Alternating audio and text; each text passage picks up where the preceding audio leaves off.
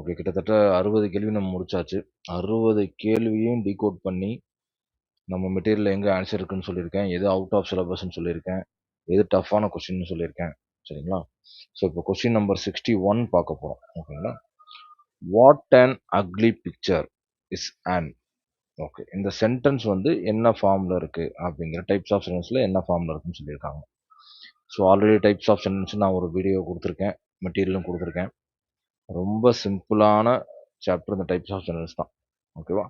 இப்போ தான் question number 60க்கு பார்த்தோம். அதுலேருந்தே தான் இன்னொரு கேள்வி வந்திருக்கு. ஓகேங்களா? டைப்ஸ் ஆஃப் சென்டென்ஸ்னா என்ன? டிக்ளரேட்டிவ் சென்டென்ஸ்னா எப்படி இருக்கும்? இன்ட்ராகேட்டிவ் சென்டென்ஸ்னா எப்படி இருக்கும்?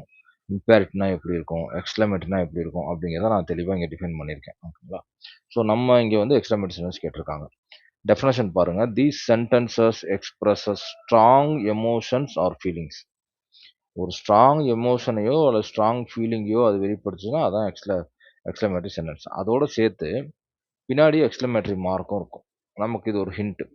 அதே சமயம் இம்பேரேட்டிவ்லையும் எக்ஸ்க்ளமேட்டரி மார்க் வரும். அதை கன்ஃபியூஸ் பண்ணிக்கூடாது. இந்த இடத்துல நான் சொல்லியிருப்பேன் பாருங்க.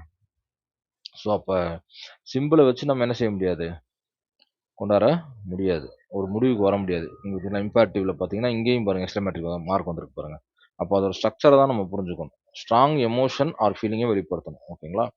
அப்போ இந்த கொஸ்டின்ல வந்து ஸ்ட்ராங் எமோஷனை வெளிப்படுத்திருக்காங்கன்னா வெளிப்படுத்திருக்காங்க. எப்படின்னா, what an ugly picture. It is an ugly picture அப்படின்னா அது வேற.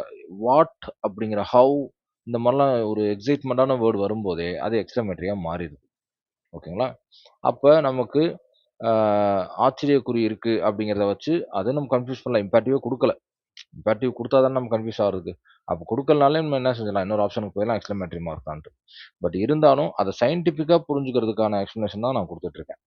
அசர்ட்டிவ்னா என்ன, நெகட்டிவ்னா என்ன, இன்ட்ராகட்டிவ்னா என்ன அப்படிங்கிறது எல்லாத்தையும் இந்த டைப்ஸ் ஆஃப் சென்டென்ஸ்ல நான் கொடுத்துருக்கேன். ஸோ இது ரொம்ப என்ன சொல்கிறது, ரொம்ப சுலபமான கேள்வி.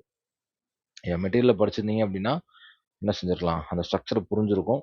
கண்டிப்பாக என்ன செஞ்சுருக்க முடியும், ஆன்சரை ஈஸியாக கண்டுபிடிச்சிருக்க முடியும். ஸோ அப்போ கொஸ்டின் நம்பர் 61 இல்லையா? இந்த question number 61. Okay. What an ugly picture is an அப்படிங்கிறது எக்ஸ்க்ளமேட்டரி சென்டென்ஸ்னு நம்ம ஈஸியாக கண்டுபிடிச்சிருக்க முடியும். எப்போவுமே ஸ்ட்ரக்சரை தெளிவாக படிங்க. ஸ்ட்ரக்சர் ரொம்ப ரொம்ப முக்கியம். இங்கிலீஷை பொறுத்தவரைக்கும் ஸ்ட்ரக்சர் சேர்ந்தாலே போதும். அந்த ஸ்ட்ரக்சரை வச்சு நீங்கள் ஆன்சர் கண்டுபிடிச்சிடலாம். உங்களுக்கு புரியணும் கூட அவசியம் இல்லை. ஓகேவா? Okay. Thank you so much. Thank you.